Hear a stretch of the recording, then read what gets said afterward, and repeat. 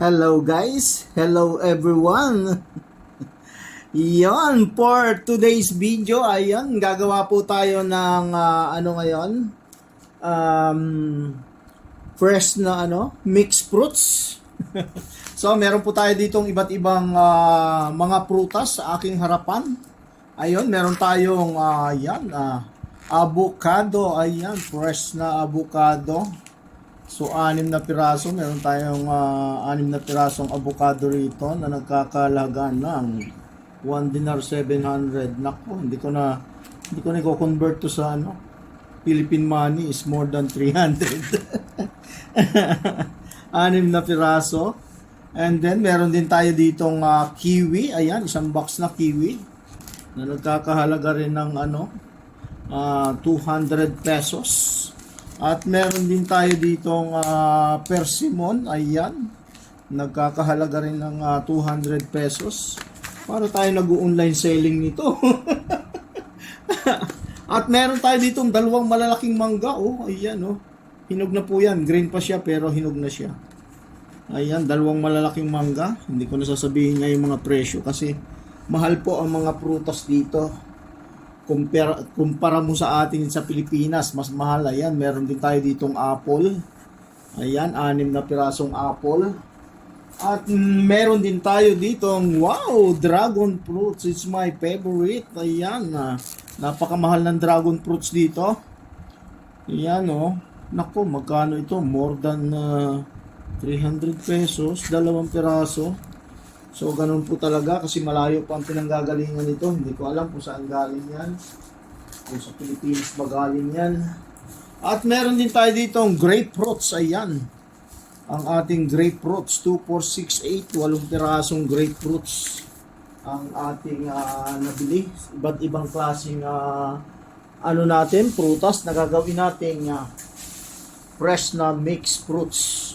At meron din tayo dito ang pineapple. Ayan, ang ating pineapple, napakalaki. Napakatamis nito. Hindi pa natin nababalatan. So maya-maya babalatan natin pagka nag-umpisa na tayong gumawa. I-ready ko lang yung ating mga gamit. At yun, naka-ready na yung ating rito. Small chopper. Yan ang gagamitin natin sa ating mixed fruits. So yun guys. Samahan niyo ako sa aking paggawa ng fresh na mixed fruits. At kung bago ka pa lang sa aking Facebook page, huwag niyo pong kalimutang i-likes at i-follow ako sa aking Facebook page at i-subscribe ako sa aking YouTube channel. Parang masarap to, kainin na lang. Tikman ko kaya. Gasan ko muna. Tikman ko lang yung isa. Ang masarap. Paki-comment nyo lang po kung meron ba sa atin ito, yung persimmon. Kasi ang alam ko dito is galing to ng Amerika. Kaya medyo mahal yung medyo mahal yung presyo niya kasi malayo pa yung pinanggagalingan nito. Ayan, parang kamatis lang. Pero napakasarap nito.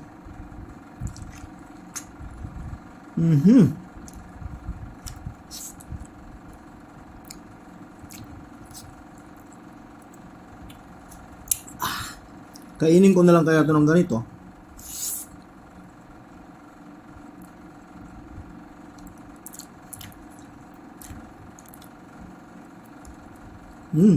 Sarap.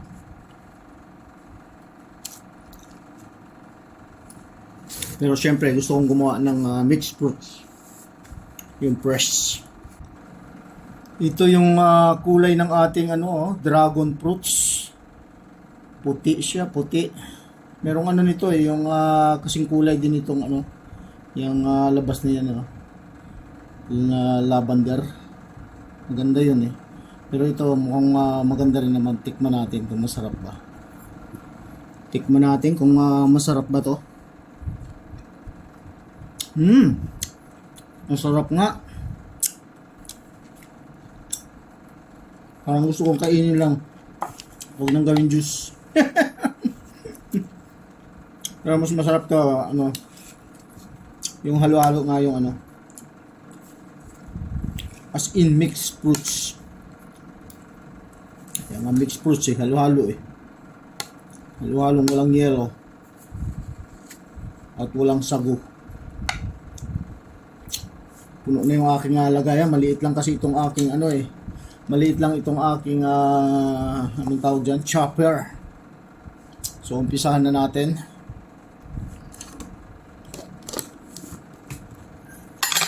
Ayun, nagbisita pa ako, nahulog ang kutsara.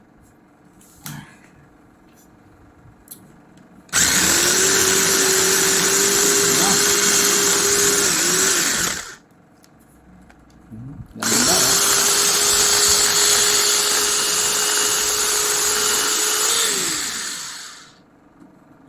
Ayan ang ating first batch. Ganda ng pure na pure. Tikman lang natin. Wow! Super sarap. Ito na yung second batch.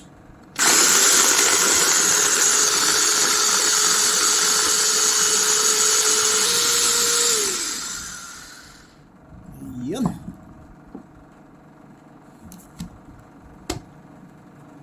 Sarap. Girl na girl talaga.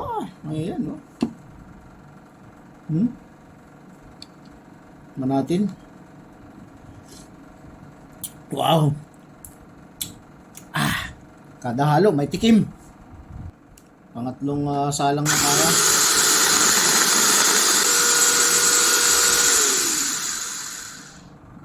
Yan.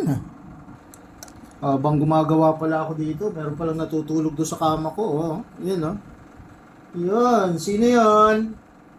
Si Milky. Usus, laki ng bunganga. Nag-iikab pa.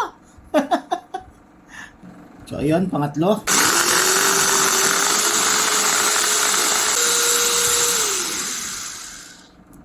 Yan.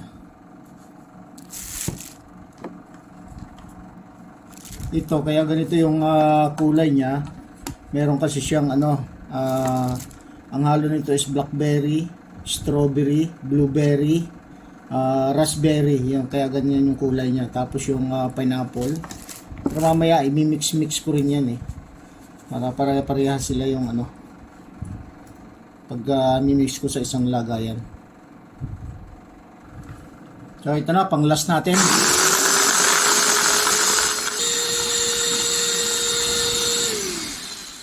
Yun, tapos na.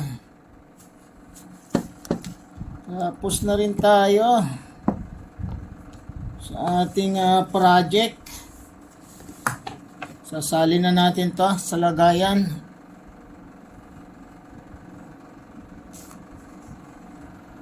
Ito naman yung laman ng grapefruits. Ganda ng laman, Mukhang matamis na matamis. Ito, dito naman natin siya pipigain sa ating mixer na mano-mano. Ito yung ating mixer, mano-mano lang. Wala tayong di kuryente na mixer, kundi yung lang, yung ating anong tawag dyan, small chopper. Yan yung ating pang mixer, mano-mano.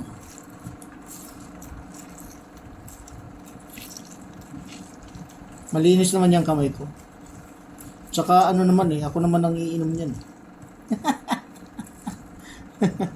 Kaya mapasama man yung niyan. Mga katas-katas. Ako naman iinom Ayos lang yan. Pampadagdag vitamins. Ganda ng laman, Talaga namang so yummy. So yun guys, natapos na tayo sa ating project. Naka-4 na litro tayo ng ating fresh juice, mixed fruits juice. Ayan guys, 4 na litro yung ating nagawa. Ayan, ipi-freezer na natin to, ipi-fridge na natin. Ay, ere pala. Pwede rin, payiyelohin ko yung iba para mas matagal siya. So, yan natin ang ating mixed fruits juice. Tikman na natin. Tikman natin ang lasa. Tagay-tagay muna tayo. Konti lang.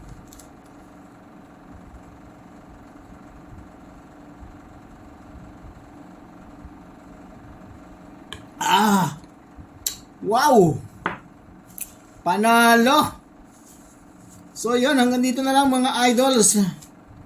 Thank you so much sa panonood sa aking paggagawa ng mixed fruits. Ayan.